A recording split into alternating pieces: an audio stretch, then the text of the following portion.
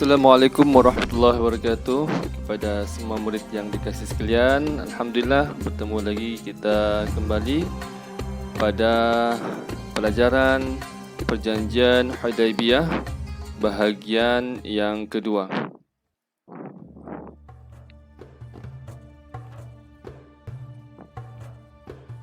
Baik, pada kali ini kita akan meneruskan pelajaran dalam tajuk Perjanjian Hudaibiyah, iaitu kesan Perjanjian Hudaibiyah.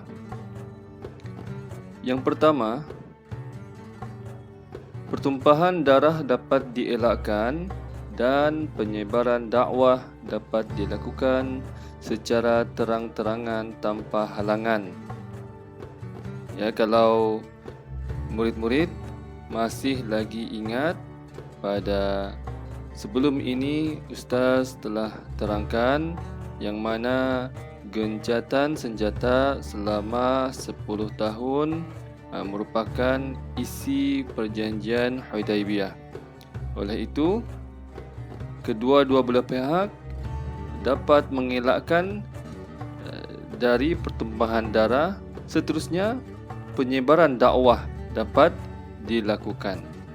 Yang kedua pula ialah keazaman kaum muslimin semakin kukuh untuk kembali ke Mekah menunaikan umrah.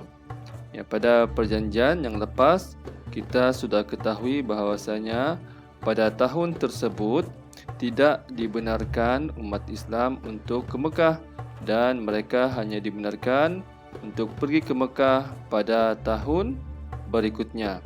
Oleh itu, umat Islam berazam untuk kembali ke Mekah bagi menunaikan ibadah umrah. Bagi kesan yang ketiga pula ialah Nabi mengambil peluang menjalinkan hubungan dengan negara dan kabilah Arab yang lain. Ya, perjanjian yang sebelum ini mengatakan bahawasanya bebas untuk menjalinkan hubungan dengan mana-mana kabilah. Manakala kesan Perjanjian Hudaibiyah yang keempat ialah peluang menyebarkan Islam melalui muamalah antara orang Islam dengan bukan Islam di Mekah, dan semakin ramai penduduk Mekah memeluk Islam.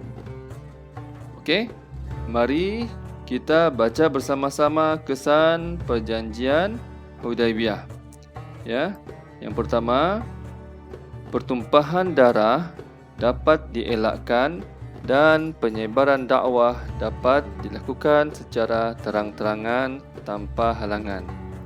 Yang kedua, keazaman kaum muslimin semakin kukuh untuk kembali ke Mekah menunaikan umrah.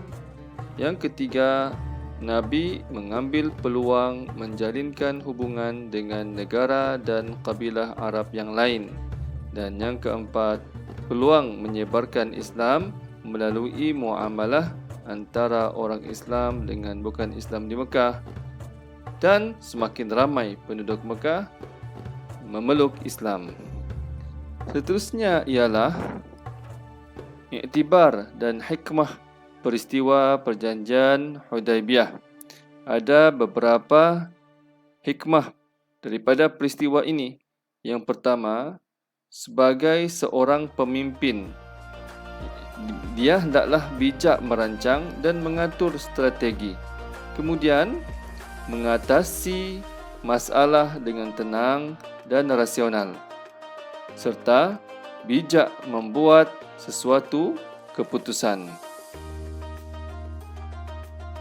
Okey, seterusnya ialah bagaimana pula sebagai seorang yang dipimpin. Sebagai seorang yang dipimpin, hendaklah taat kepada pemimpin selagi tidak melanggar syarak. Yang kedua, berganding bahu dan menyokong pemimpin. Dan yang ketiga, mengamalkan toleransi. Ya, seterusnya ialah sebagai seorang Muslim. Yang pertama, mentaati perintah Allah dan Rasul. Yang kedua, bersungguh-sungguh melakukan sesuatu dan yang ketiga menepati janji. Jadi ini adalah antara iktibar dan hikmah peristiwa perjanjian Hudaibiyah. Ya, sama ada sebagai seorang pemimpin atau sebagai seorang yang dipimpin dan sebagai seorang muslim. Baiklah, dalam perjanjian Hudaibiyah mengandungi banyak hikmah. Antaranya ialah membuktikan Islam agama yang cintakan kedamaian, dakwah Islam semakin berkembang dan ini merupakan titik permulaan kepada pembukaan kota Makkah. Alhamdulillah, Ustaz harap agar semua murid dapat memahami tajuk ini dengan baik.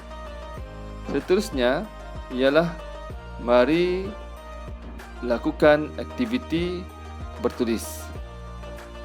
Senaraikan dua iktibar dan hikmah peristiwa perjanjian Hudaibiyah.